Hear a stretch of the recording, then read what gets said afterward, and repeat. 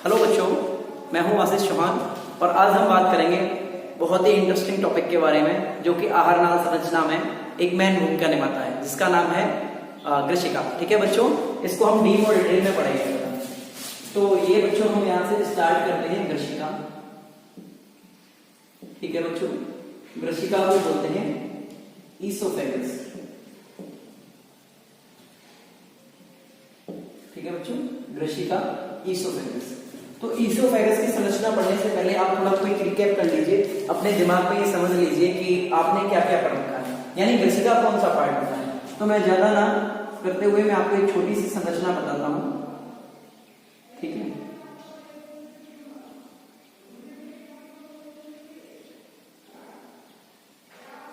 ये पार्ट देखने से आपको पता चल जाता है ये क्या है, आमाशय। ठीक है बच्चों, ये आमाशय भाग है। आमाशय को हम स्टोमक कहते हैं। ठीक है बच्चों, और ये कौन सा भाग है, ये आपका जो अपर जॉइंट पार्ट है उसको बोलेंगे फेरिंक्स यानी ग्रसनी। क्या बोलेंगे बच्चों, ग्रसनी। और ग्रसनी के नीचे वाला जो पार्ट है, ये जो ओपनिंग है, इसको बोलेंगे गलेट। ठीक है, यानी गलेट। तो बच्चों हमें यहाँ पे देखना है कि ये गलेट है और ग्रसनी है। ग्रसनी से क्या होगा, माउथ से क्या आ रहा है, फूड। क्या आ रहा है, फूड यानी भोजन।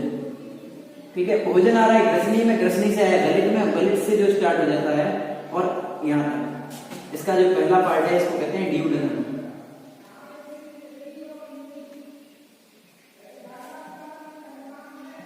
ठीक है, जिसको क्या कहते हैं, ड्यूडेनम। सॉरी, इसको बोलेंगे कार्डियक। इस पार्ट को क्या बोलते हैं, कार्डियक। ठीक है, आमाशय का प्रथम भाग इसको हम बोलेंगे कार्डियक। कार्डियक से लेके मतलब गलेट से लेके कार्डियक के ऊपर तक ये जो भाग है, ये जो पाइप है, जिसको बोलते हैं ग्रसनी। ठीक है, ग्रसिका ग्रसिका। और ग्रसिका को क्या बोलते हैं इंग्लिश में, ईसोफेगस। ठीक है बच्चों, ईसोफेगस में आपको ये जानना है इसकी जो लगभग लेंथ है वो 25 सेंटीमीटर होती है। ठीक है, और इसमें कोई भी बोन नहीं पाई जाती, केवल पेशी स्तर होते हैं। ठीक है बच्चों, इनकी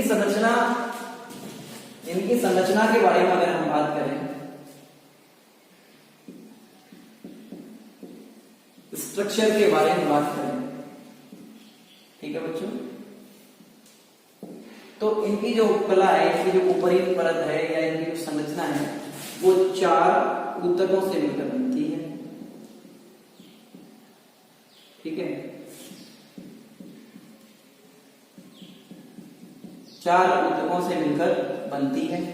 जो पहला ऊतक है उसको कहते हैं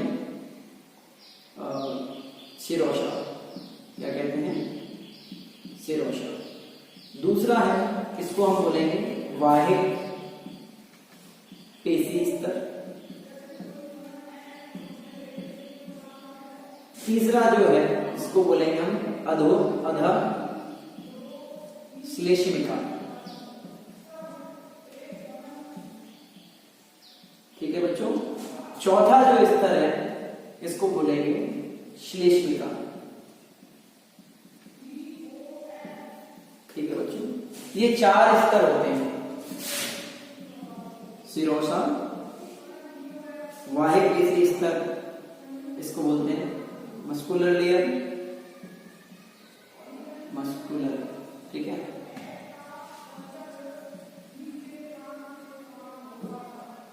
ये आपका क्या बन जाएगा, अधः श्लेष्मिका, सबम्यूकोसा। और ये जो बनेगा इसको बोलेंगे म्यूकोसा। ठीक है बच्चों, ये क्या हो गया आपका, म्यूकोसा। ये 4 पेशी स्तर इनके इंग्लिश में नामांकन कर लीजिए। और यहाँ पे समझते हैं कि ये ऊतक जो है, ऊतक क्या होता है, ये 4 ऊतकों से मिलकर बनता है। ठीक है, तो ये ऊतक क्या होता है। तो बच्चों क्योंकि आप 11वीं क्लास में हैं, ठीक है, तो मैं आपको बता दूं, ये आपकी संरचना इसको नोट कर लीजिए। ठीक है, उसके बाद क्या है कि हम इसको आगे बात करते हैं ऊतकों के बारे में। ठीक है, तो मैं यहाँ पे ये रख कर रहा हूं।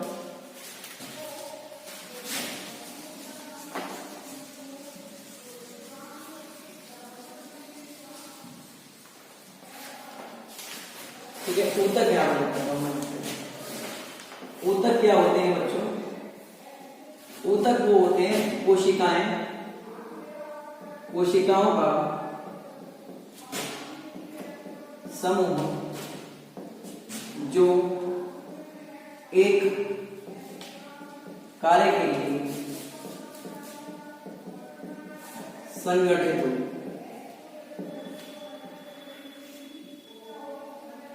संगठित हो, ठीक, कोशिकाओं का समूह जो एक कार्य के लिए संगठित हो। जैसे हमने यहाँ पे रक्त को पढ़ा है, रक्त कैसा है? संयोजी ऊतक है, ठीक है बच्चों। रक्त एक संयोजी ऊतक है, तो इसका काम क्या है? परिसंचरण, ठीक है, परिसंचरण का काम है, सर्कुलेशन का, ठीक है। किसको सर्कुलेट करता है? O2 या फिर न्यूट्रिएंट्स को, पौष्टिक तत्वों को, ठीक है। अब ये दोनों जो परिसंचरण करता है तो इसके लिए कोशिकाएं कौन कौन सी मदद करती हैं इसकी?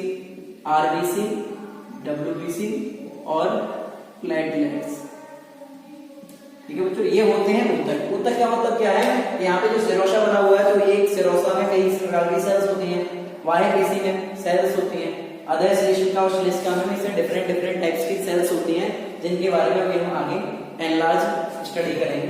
तो आप इसको नोट कर लीजिए, ठीक है। इसके बाद मैं अपने आगे टॉपिक में स्टार्ट करता हूं, जो कि इसकी संरचना में बनाऊंगा अभी, ठीक है बच्चों।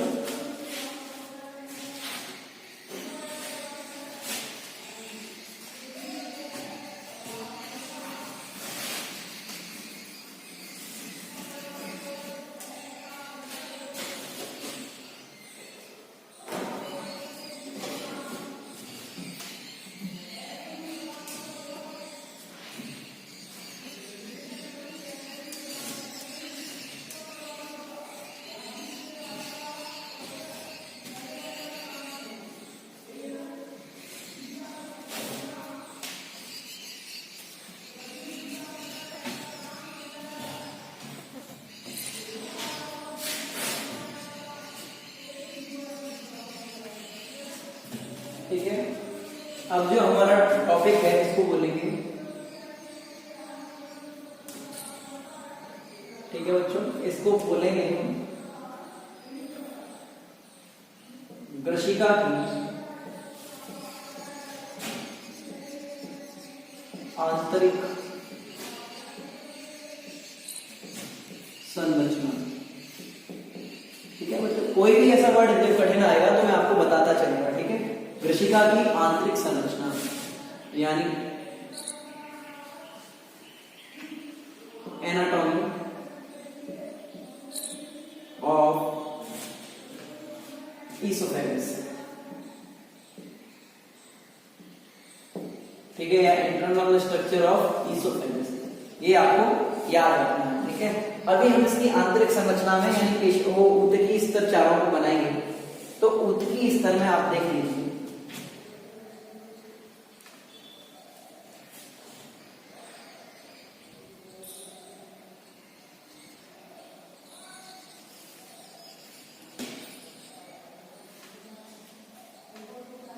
आप ऐसे बनाएंगे। ये सिरोसा पार्ट होता है, ये सबसे ज्यादा जटिल होता है, ये सबसे बाहरी पार्ट होता है।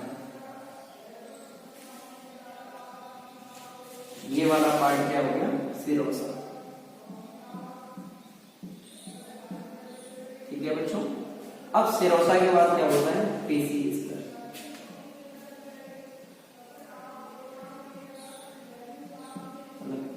ऐसे सेल्स बना दीजिए,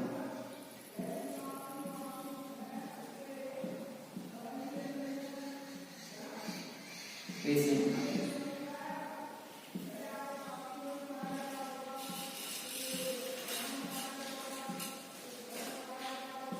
ठीक है बच्चों। ये हो गया आपका, ये दूसरी लेयर होगी, इसको बोलेंगे बाह्य पेशी स्तर, ठीक है।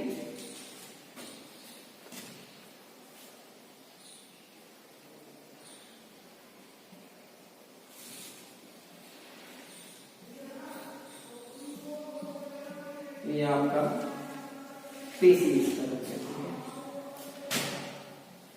पेशी भी मैंने बताया था इनर सर्कुलर, ठीक है, आंतरिक वर्तुल और बाह्य अनुदैर्ध्य। तो ये आंतरिक वर्तुल मान लो, ये बाह्य अनुदैर्ध्य, अनुदैर्ध्य, ठीक है, और ये है इनर सर्कुलर, आंतरिक आंतरिक आंतरिक वर्तुल, ठीक है बच्चों। सिरोसा हुआ, पेशियों में 2 स्तर है, आंतरिक वर्तुल और बाह्य पेशी स्तर, ठीक है। इसके बाद में आपको देखना है एक कैविटी होती है, ये तीसरा है आपका स्तर, जिसमें लसिका वाहिनियां, रक्त वाहिनियां, तंत्रिकाएं,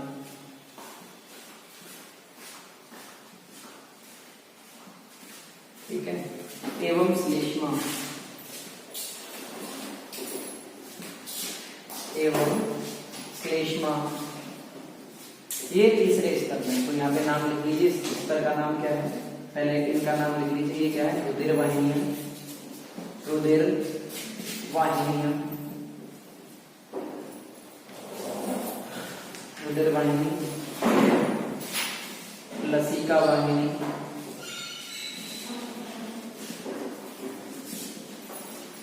ठीक है, तंत्रिकाएं, तंत्रिकाएं एवं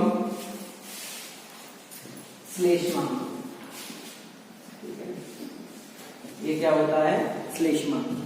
तो ये सारी चीजें ये किसमें है आपकी, ये जो स्तर बना है इसको बोलेंगे अधः श्लेष्मिका, अधः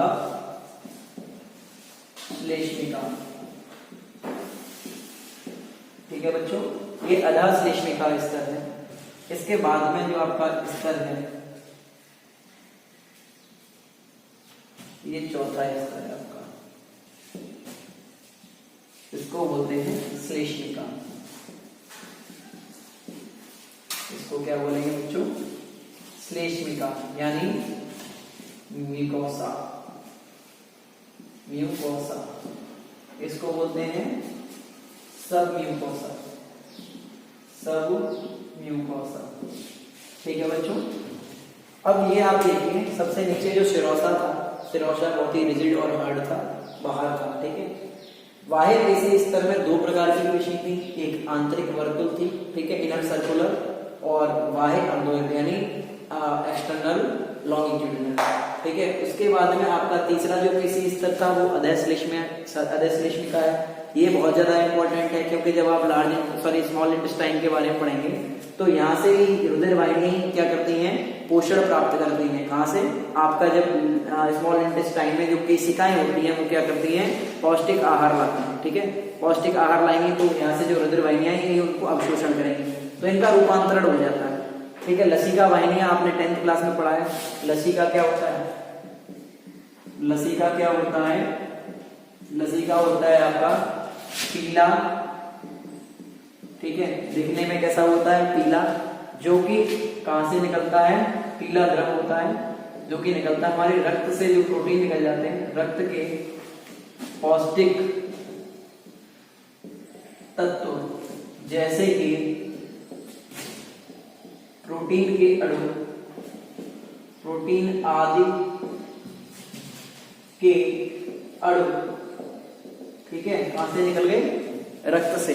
जब रक्त से बाहर वो चले जाएंगे तो क्या होगा, वो कलेक्ट हो जाते जाएंगे, तो एक जो तंत्र बनता है उसे कहते हैं लसिका तंत्र, ठीक है। और लसिका तंत्र में क्या होता है, लसिका ट्यूब्स मिला के वो क्या करते हैं, जो भी हमारे, जैसे मान लीजिए हमने खाना खाया, खाना खाने के बाद क्या हुआ, रुधिर क्या करेगा, मतलब रक्त क्या करेगा, पूरी बॉडी में एनर्जी को फ्लो करेगा, तो वहां से कुछ मान लो मॉलिक्यूल्स, जो प्रोटीन बॉडी बिल्डिंग बहुत इंपॉर्टेंट है, और कुछ जो आयंस जो वहां से निकल गए हैं उस ट्यूब से, रुधिर वाहिनियों से, तो वो क्या करेंगे, रुधिर वाहिनियों के ऊपर जम जाएंगे। अगर वहां पे क्या नहीं होंगी, लसिका, तो लसिका जो वाहिनियां होती हैं उनको कलेक्ट करके बाद में कहाँ लाती हैं, रुधिर वाहिनियों पर।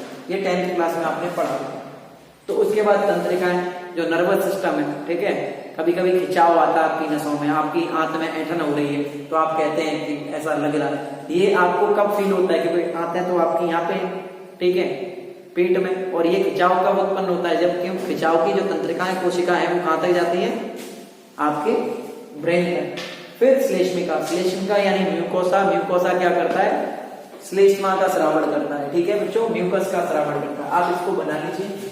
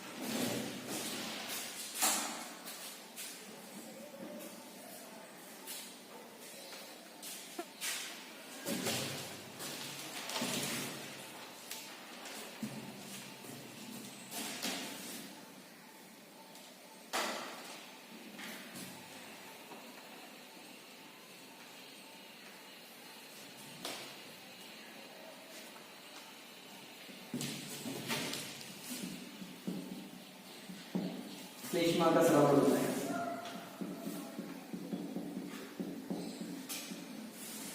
ठीक है बच्चों। अब हम बात करेंगे, ये आपका, और इसमें एक इंपॉर्टेंट पॉइंट है एपीग्लोटिस, ठीक है, क्या है, एपीग्लोटिस। एपीग्लोटिस क्या होता है, एक ढक्कन रूपी संरचना होती है, ढक्कन, ठीक है। एपीग्लोटिस क्या होता है, एक ढक्कन होता है, किसके ऊपर होता है, श्वास नली के ऊपर, श्वास नली के ऊपर, ठीक है। आपकी सांस वाली नली है, जैसे आप खाना खा रहे हैं, बुजुर्ग कहते हैं आपके घर में कि बेटा खाना खाते टाइम बात मत कीजिए, ठीक है। जब आप खाना खा रहे हैं तो बात कर रहे हैं तो उससे क्या होता है, आपकी श्वास नली भी खुली रहती है क्योंकि आपको सांस की ज्यादा आवश्यकता है। उसके बाद आप खाना खा रहे हैं, ठीक है, तो ये जो ढक्कन है ये क्या करता है, जब आपकी खाना खाते हैं तो क्या खुल जाता है, ग्रसनी खुल जाती है, ग्रसनी से वो खाना कहा जाता है, ग्रसिका अंग। तो ये जब ढक्कन खुल चुका है तो ये क्या होगा कि अगर फूड पार्टिकल कोई भी आपकी श्वास नली में पहुंच गया तो वापस जाएगा, मतलब वापस से आपको प्रेशर आएगा, जिसको आप ठसा कहते हैं ना, ठसा लग जाना, और आपका खाना पूरा वोमिटिंग के रूप में निकल जाएगा, ठीक है। इसलिए खाना खाते हुए बात नहीं करनी चाहिए, क्योंकि जो एपीग्लोटिस है वो उस टाइम पे कहां होता है, श्वास नली पर स्थित रहता है।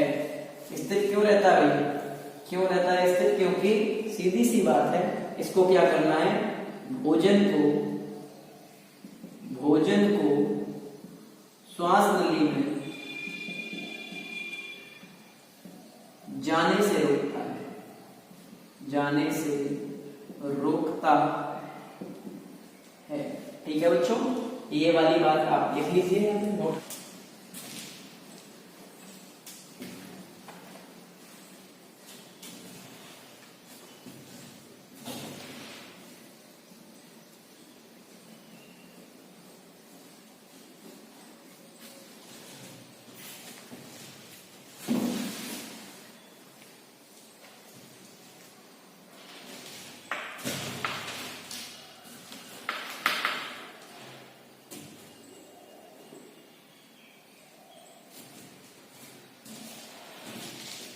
देखिए बच्चों, अभी तक हमने बात की है किसके बारे में, आपकी ग्रसिका के बारे में। ग्रसनी हम पढ़ चुके हैं, मुख्य संरचना भी पढ़ चुके हैं। अब जो ग्रसिका से नीचे वाला पार्ट है इसको हम क्या कहते हैं, ठीक है, इसको क्या बोलेंगे, आमाशय।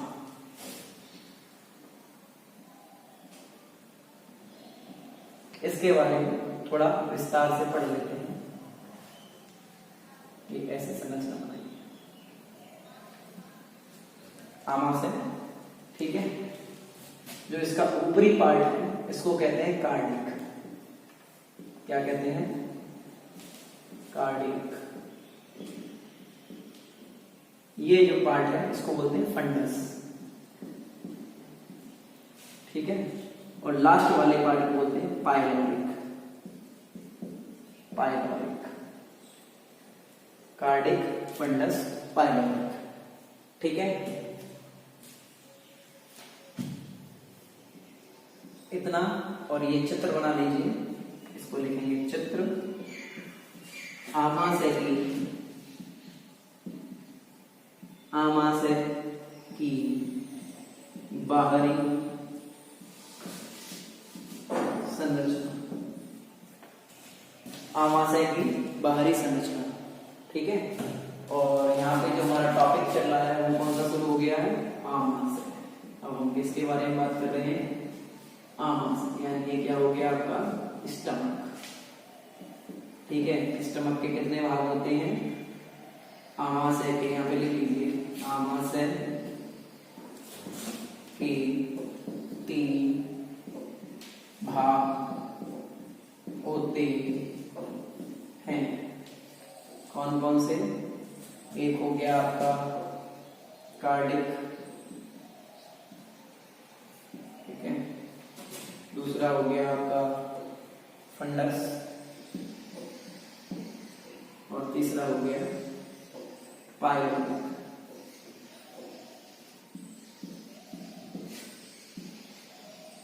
ठीक है।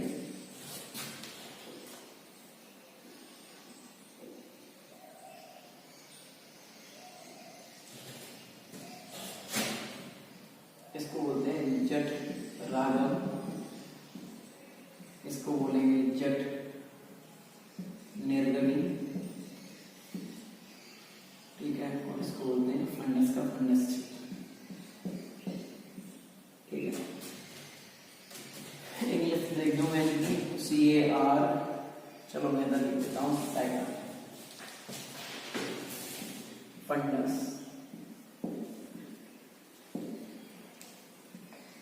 पाइलोटिक, ठीक है, पाइलोटिक। इसका अगला पॉइंट लिखिए, आमाशय की संरचना जे आकार की होती है, ठीक है। आमाशय की संरचना जे आकार की होती है,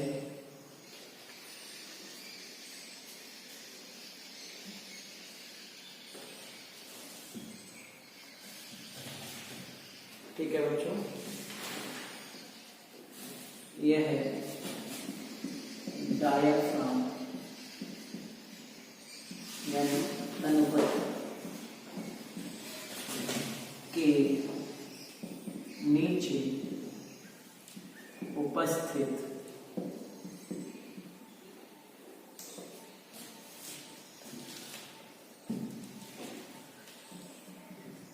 रहता है, ठीक है। तनुपट के नीचे, डायफ्राम क्या होता है बच्चों, देखिए हम जब तो संतंत्र इसके आगे पढ़ेंगे, तो ये हमारा क्या है, लंग्स, ठीक है। लंग्स के नीचे ये जो आकार है इसको बोलते हैं डायफ्राम, और उसके जस्ट नीचे हमारा क्या है, आमाशय, और आमाशय के साइड से क्या होता है, लिवर। लिवर आपको बता दूं मैं अभी से, पाचक ग्रंथि तो है ही, इसके साथ साथ लिवर हमारे शरीर की सबसे बड़ी ग्रंथि है, जिसका वजन 1.2 kg से 1.5 kg तक होता है, ठीक है। तो ये पॉइंट भी आप अपने दिमाग में लिख लीजिए या नोट कर लीजिए अपने दिमाग में, ठीक है। ये पॉइंट्स आप नोट कर चुके हैं, तो उम्मीद करता हूं कि ये जो वीडियो लेसन है, ठीक है, जिसमें मैंने बाहरी संरचना पढ़ाई है आमाशय की और आंतरिक संरचना पढ़ाई है आपको ग्रशिका की, ठीक है। और हमारा जो वीडियो लेसन है ये किसके लिए चल रहा है, मानव में पाचन तंत्र, ठीक है। ये मानव में पाचन तंत्र जो आपके एग्जाम पॉइंट ऑफ व्यू से तो इम्पोर्टेंट है ही, साथ में आपके नीट के और नीट के एग्जाम होते हैं, IIT JEM के जितने भी बायोलॉजी रिलेटेड एग्जाम्स हैं उनमें आपको जरूर पूछा जाता है, तो एक एक पार्ट को याद रखिए। उम्मीद करता हूँ ये वीडियो अच्छा लगा होगा। Thank you and have a good day.